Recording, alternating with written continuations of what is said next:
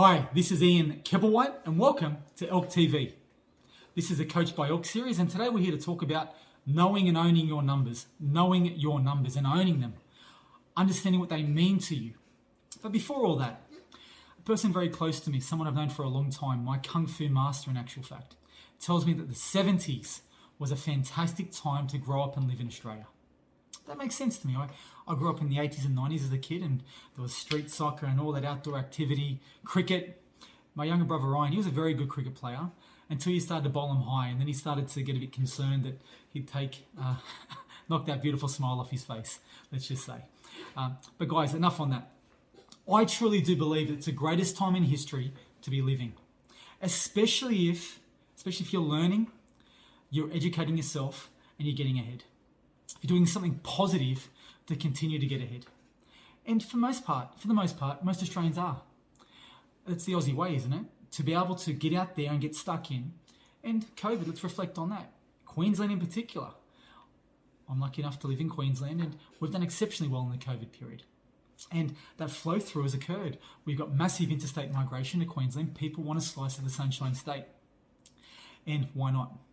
That surge in population has put a surge on property prices, and that certainly, if used correctly, can have a positive wealth effect. And we'll continue to see that flow on. But what I was talking about was knowing and owning your numbers. But to do that, and to be able to really own them, because I'd love for you all to say it with me, I love numbers and numbers love me. To get to that point, you've got to reframe your view. You've got to look at them in a way that you can see them as there to help you, especially if you own them and know them, rather than an adversary. And people do take that adversarial type approach because, especially when dealing with banks and financial institutions, it becomes very frustrating.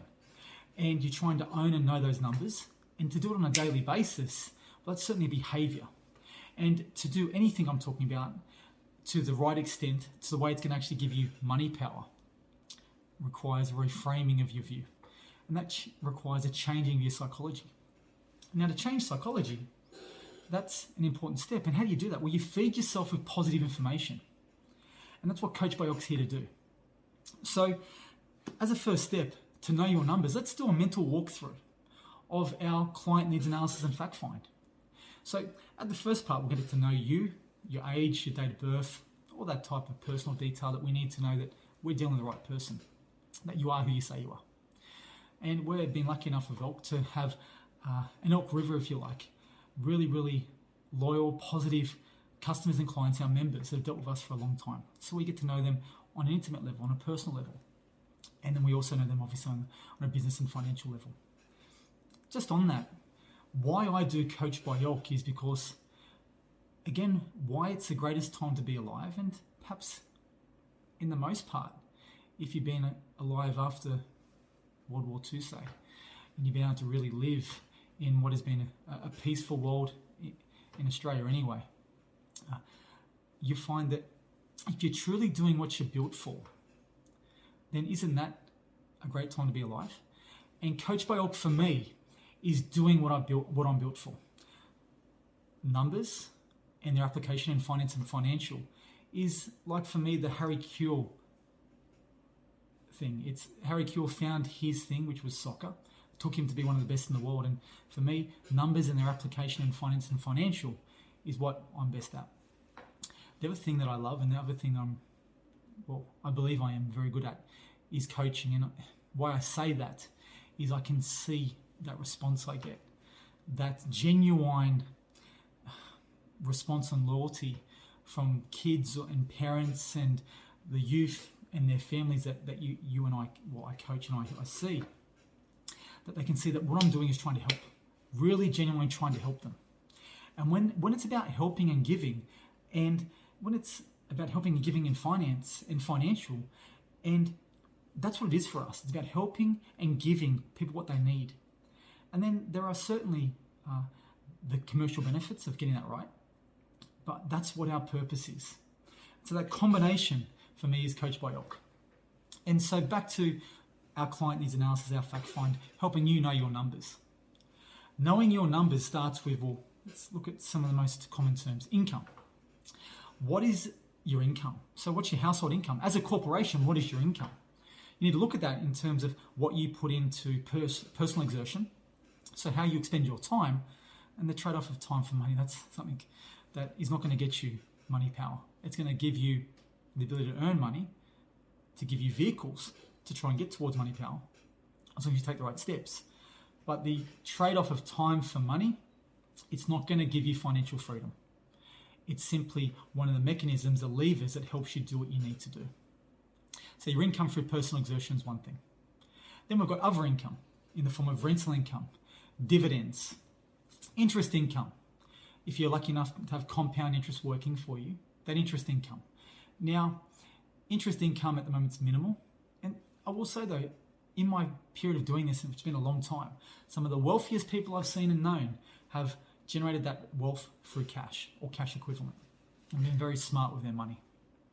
So investment income and having that compound and work for you and return a doubling in value, if it's returning 7.2% per annum, that rule of 72 will return a doubling in value each 10 years. And then it's about identifying what you can do with that income. I'm just going to digress for a sec, because something for me that's worked really well is that squirreling away of money. Just looking at, and it's a roundup type approach, looking at what our expenditure is and then going, okay, I'm going to isolate that much. So I've identified, and I do what I talk about, I've identified 7.5% of my expenses, and what can I do with that in terms of putting that into a regular investment, a dollar cost averaging approach. And I put that into the market, and then you look at it and you'll be surprised at what it gets to. I've seen some accounts grow up to $10,000 just by screwing that money away and then having that return be compounded over time. And doing that on a weekly basis and investing that weekly into the market, it smooths out the ride. It gives you access to dollar cost averaging. So in any time of the market going up or down, you're just continually entering it. So you might pick it up on the low, you might pick it up on the high, but it smooths it out along the way. So income. One of the things I talked about then was rental income. So rental income is rental income. Well, rental income is rental income. Yeah, that's a good one, Ian. No, rent comes from property, obviously, and the rent return you get from property is rent income. It's a rental yield. So that is, what is the income you own as a percentage of the property value is a rental yield. So a $500,000 property, if delivering $500 a week, so 500 by 52, 26,000 into 500,000. What's that as a percentage? That's your rental yield. There's also dividends in the form of shares, and they can come through in the form of franking credits. So credits that are delivered to you as part of that share income that you can use to pick up some tax savings. So that's income. And we'll talk more about this in our Coach by Elk series. I'm trying to deliver our Coach by Elk series, and this is Elk TV, by the way. So Elk Radio is another podcast you'll hear, and that's another form of delivery. I'm trying to deliver them in bite-sized communication so they're not too long, they're not too overwhelming. Then when you look at an income statement as part of our client needs analysis and fact find, they're the key income items. There's the expenses, of course, and they're your living expenses. And you need to look at, with those living expenses, where that money's going. You've then got so if that's your statement of financial performance part, so your statement of financial performance is what's the income, what's the expenses. You've then got your balance sheet component, and that's your assets and liabilities. So let's look at the assets.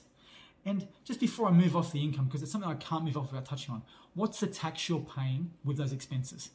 And what's your accountant or your advisor doing about helping with that? Or what are you doing to try and look at what you can save, how you can put that money to work for you? You need to. Back to the balance sheet side. So on the left-hand side of the balance sheet, you've got your assets. On the right-hand side, you get your liabilities. On the assets here, we've got the typical, the usual suspects. You've got the home, the lifestyle asset. The home is a lifestyle asset. Don't be confused. The equity in that you are achieving by increasing in value, what's going to help you buy another home? If as part of your retirement plan, the plan is to downsize, be aware that as your home goes up in value, so does everywhere else. So unless you're genuinely going to make a move, make a shift from where you are, and genuinely downsize, you shouldn't be counting on too much equity, or if you are, be realistic about the equity you're counting on that to take and help you fund your retirement needs. Really important consideration. Because most houses, for the most part of working Australians, their house is in line with the average. So if you're slightly above average and you plan to downsize, then you've got to make a significant shift, a move, to be able to pick up some of that equity. No doubt there will be equity you can take if you've done right, and if you're genuinely going to make that shift. But be considerate of things like acquired taste and be realistic about where you're going to move to. Are you going to be happy? So the lifestyle asset, the home, is also the last tax-free asset. You don't pay any capital gains tax on your owner-occupied home. Then you've got investment assets. They come in the form of investment property. They come in the form of shares, managed funds. Typically what we see is there might be someone who owns an investment property or have a property portfolio. That value of that property, you need to value it. You need to regularly assess its market value. So that's something that can be done looking at the Hedonics Property Index and seeing what property values as a general do, looking at the specific market that the property sits in, and then drilling down. And certainly to value it properly, you've got to look at the specific markets it's in, look at comparable sales history. There are two types of valuation. There's the market valuation. What will I achieve if I put it on the open market? And let me just say at the moment, what we're seeing is we're valuing properties for market purposes, and at the moment, this very point in time, we're seeing prices coming above that. We're selling for properties at amounts above what the vendor was genuinely happy to receive, with hopeful expectations. Because the timeliness of market conditions at the moment is there's a surge in property values, especially in Southeast Queensland. There's significant activity. There's genuine interest, there's low interest rates. The ability to obtain credit, if done right, is there, and it's empowering people to be able to perhaps change from being a rental situation to an owner-occupied situation, or those that are moving into their second and third or fourth and fifth home are able to upsize. They're picking up equity and they're taking that to what they want to live in for that forever home. So the other valuation methodology is a valuation for bank mortgage purposes. So a mortgage purpose valuation is a bank valuer who's been given instructions to value that property for mortgage purposes. There's a significant accountability that comes with that. So they're going to be real world but conservative. They're going to consider their options and the fiduciary obligation to all parties in that transaction and value it what they think is an appropriate valuation for mortgage purpose. So there is sometimes a difference between market value and mortgage purpose value. The other asset, shares. A lot of people pick up shares for employment or pick up shares along the way. And shares as an asset, they're a very good asset. They deliver you access, particularly in the personal world. Your personal financial world is separate from your super financial world. They deliver people access to assets that they may not typically get exposed to.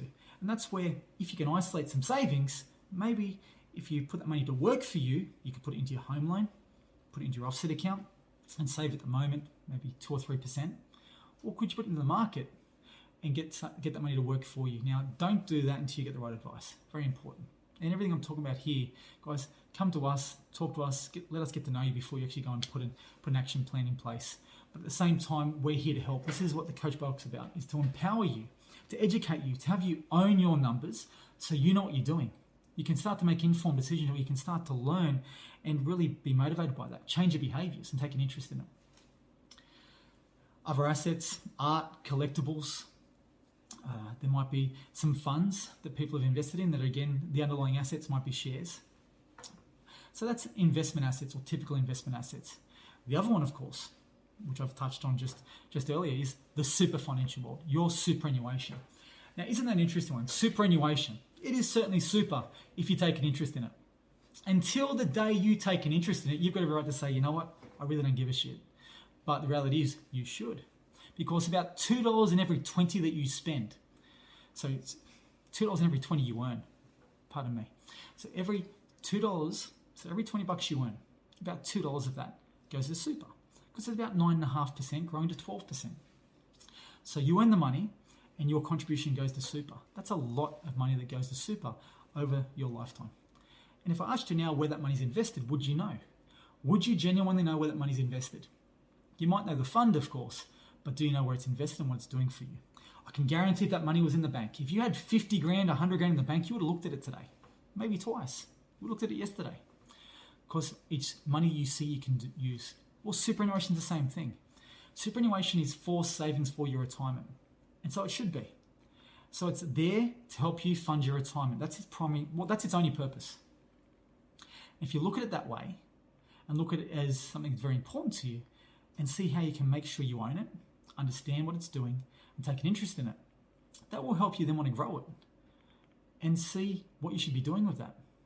Because as you get closer to retirement, and even if you're not close to retirement, the long-term view is that's a very important asset that's going to help you retire.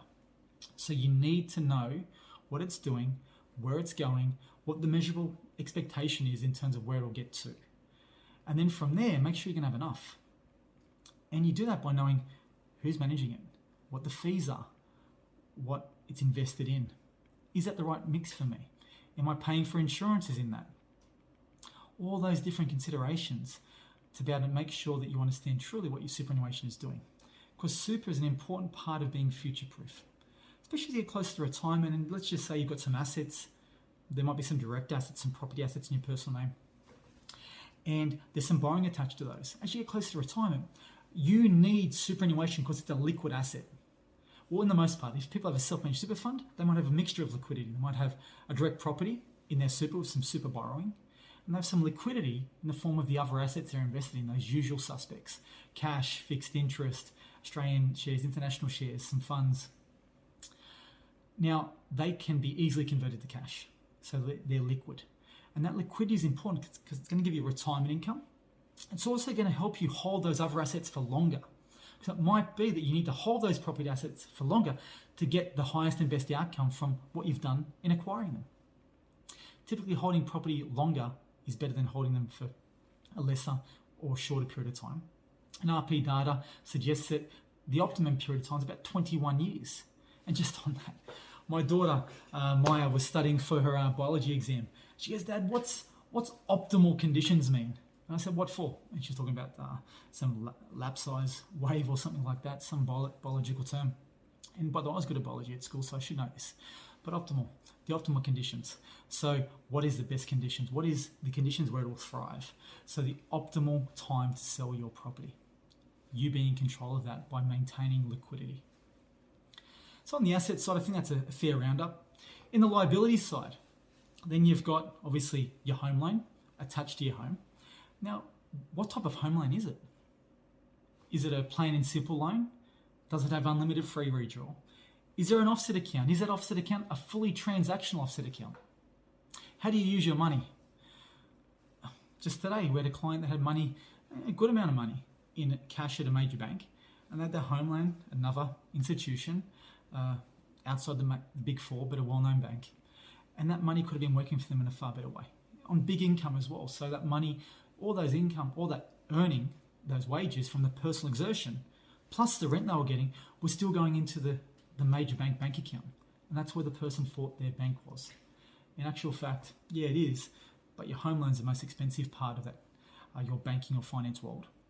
So get that account joined against your home loan and start using the benefit of that cash from those savings for your benefit. Reduce the effect of compound interest. More cash flow more regularly in and against your home loan using an offset account, because interest is calculated daily and debited monthly. So you want to put as much cash flow as regularly as possible through that loan. Other loans, of course, investment loans. When it comes to investment loans, if you've got bad debt, such as a home loan, you've got to smash that first, get rid of it. The worst debt than bad debt is consumer credit debt. Credit cards, car loans, things that are expensive outside and above, well above the normal home loan interest rates. So get rid of that first as well.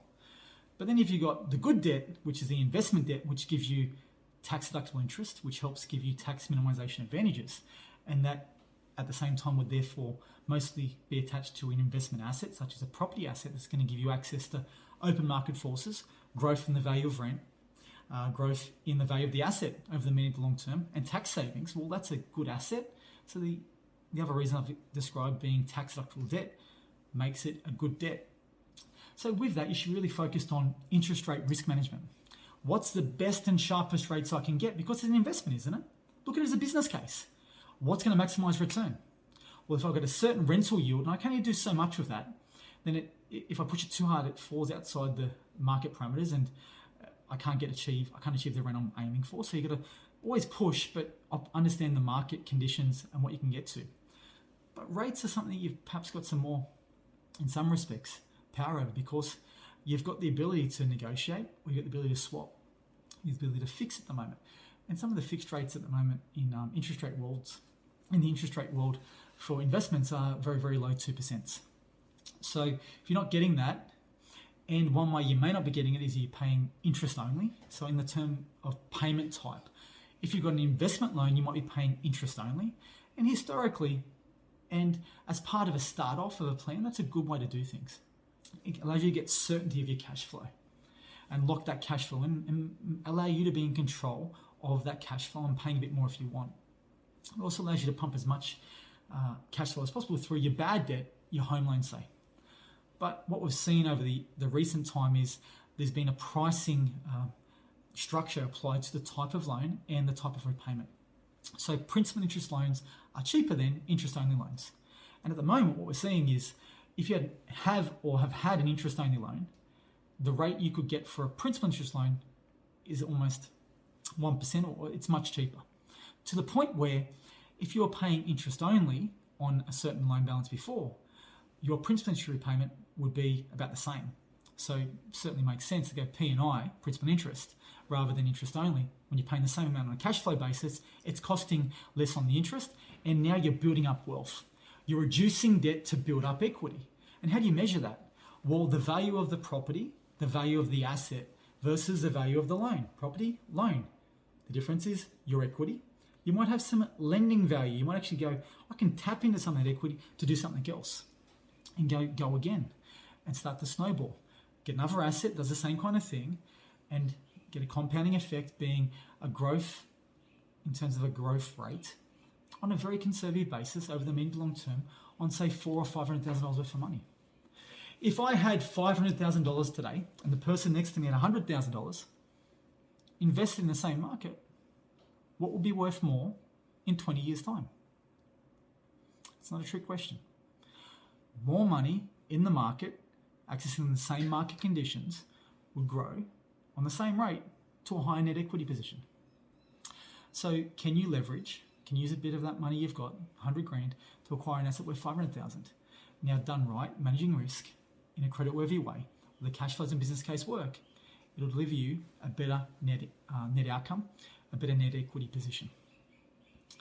So from there, what that difference between loan to property value is, or loan to asset value, is called loan to value ratio. It's important you know that, because as a rule of thumb, the loan to value ratio that most banks, from a lending perspective, you start at is 80%. You go plus minus from there. So 80% as a loan to value ratio is typically the ratio where above that, lender's mortgage insurance kicks in. Everyone hates that, and rightly so. It's expensive. However, when you look at lender's mortgage insurance, you do that on a cost versus benefit basis. What's the cost of the mortgage insurance and what's the benefit of incurring that? Am I going to be able to significantly reduce my rate? Well, is the benefit really there? But if I'm able to change my position, change my financial picture, acquire an asset that gives me access to tax savings, growth in the value of rent, growth in the value of that asset over the next 10, 15 years, plus, well, yes, certainly the benefits I'd expect if you analyse it properly would outweigh the cost. So in terms of liabilities, you've got, as I said, credit cards, the consumer credit type stuff we've touched on, just get rid of it. And sometimes using credit cards to help you pay for your living expenses, managed right with the right limit, helps. Car loans, they're a necessity for certain households, and in the most part, most households. So how do you deal with that? Well, you're smart about how you do that. You make sure the payments are affordable. And it's perhaps a better way than just lumping it onto your home loan, because only if you let that debt, that tranche you've lumped on your home loan, just become a 25-year loan. If you decide to identify that money you've used for a car, and you identify what amount you would normally pay on a higher rate and pick up a lower rate in the home loan and stick to that payment, and you can stick to that payment, you've got the discipline to, well, that's probably a better way of doing it. But consumer credit, if you can get rid of it all altogether, that will be a win for you. Other liabilities, well, there's margin lending and things like that. That's lending against shares, but that's not something that really interests me. And the risk profile of most Australians would suggest that it's probably not the best fit. Where you'll find the environment for shares and really going after that asset class, unless you've got savings, unless you've got cash, is super. So again, in the super financial world, you're accessing the different asset classes, and shares should be an important part of your strategy. They're part of the usual suspects, that usual mix. Australian shares, international shares, listed property, fixed interest and cash. So then other considerations of other financial terms. Well, the thing that protects you and your family, protects your lifestyle, protects your income, protects the ones you love is insurance. That personal risk protection. And insurance is a contract. It's a contract between the insurer and you that sets out the terms by which they will insure you. And that's reflected in their product disclosure statement. That's where all the rules are. So you got to really look hard at that and make sure it's the right fit for you. Some people have insurance in their super. Some people have insurance personally paid. Now, some may be doubling up. In the most part, there's some golden rules of how to structure things. And the thing about insurance is it's your numbers. The data that is your numbers comes together to reflect where your risks are. And if you draw a circle, because as my mate Ben said, his wife was wondering, Ben, what's all these circles on the walls? Well, he'd been listening to the podcast. So you'll learn to draw circles with Elk. But that circle is our environment. It's the environment we live in. And there's 4 smaller circles inside that. Imagine you've got a bucket and you drop 4 balls in, and they're sitting at the bottom nicely, but there's some spaces that they can't cover. They're circles. They don't fill the space at the bottom of the bucket completely. Well, that's the things you can't cover. You can't insure against. They're uninsurable risks. But you will find that the balls almost fill most of the bottom of that bucket. So that means, well, you got life insurance for one ball, total and permanent disablement insurance for another ball. You've got income protection, and you've got trauma.